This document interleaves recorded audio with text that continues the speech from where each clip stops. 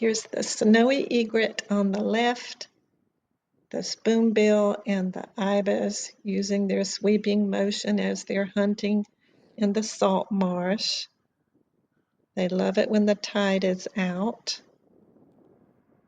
And then your beautiful spoonbill using the sweeping motion back and forth.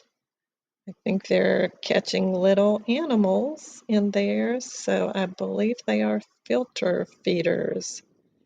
And then much different is the skimmer. So fast, and he's gone. That's all I could get.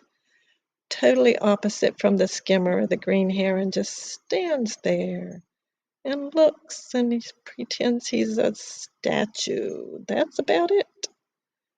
And the egret has been successful with a little fish, downing it on the rice trunk.